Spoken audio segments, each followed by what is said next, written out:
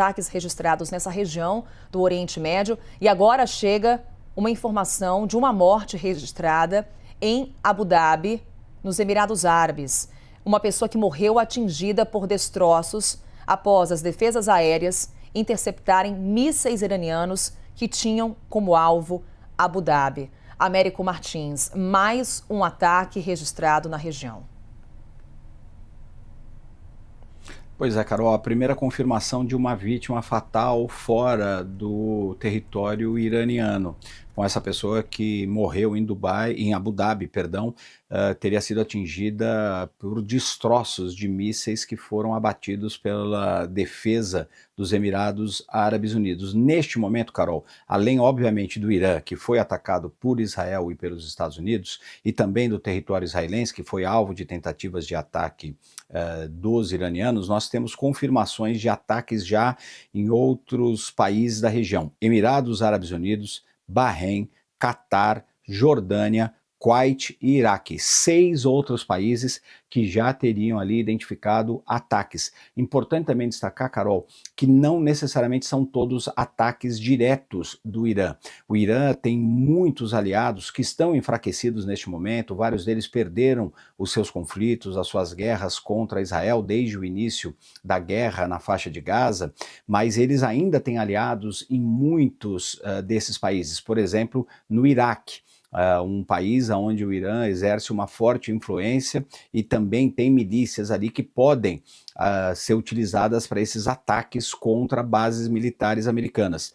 Todos esses países têm bases americanas, são países próximos diplomaticamente dos Estados Unidos e estão sendo alvo dessas retaliações, tanto do regime iraniano como dessas milícias e desses grupos que são aliados do Irã. O Irã havia prometido que iria retaliar contra qualquer tipo de ataque contra o seu território. E é exatamente isso que nós estamos vendo. O Irã sofreu muito naquela guerra de 12 dias contra Israel no ano passado.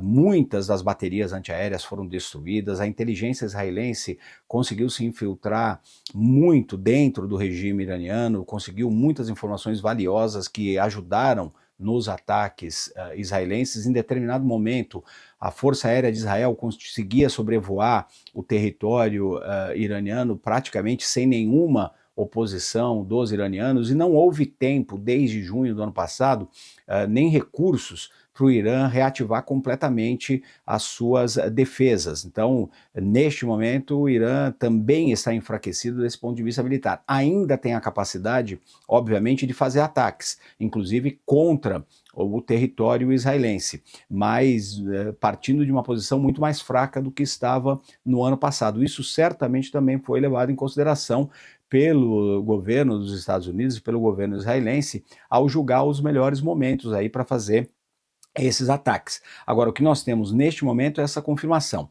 Ataques que estão se alastrando pelo Oriente Médio. Toda a região, neste momento, em alerta máximo, sofrendo aí com a possibilidade desses ataques. Vamos repetir.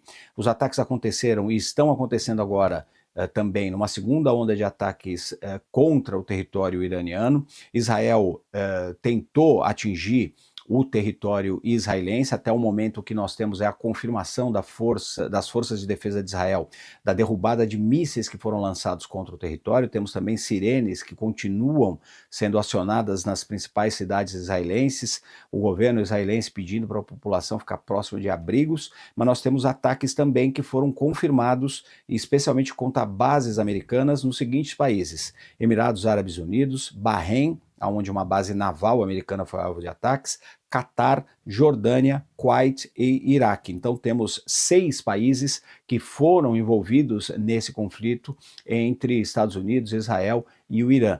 Parte desses ataques certamente vem dessas milícias, desses grupos que continuam sendo aliados do Irã, e muitos deles neste momento enfraquecidos. É o Irã cumprindo aí a promessa de retalhar qualquer tipo de ataque que pudesse acontecer contra o seu território.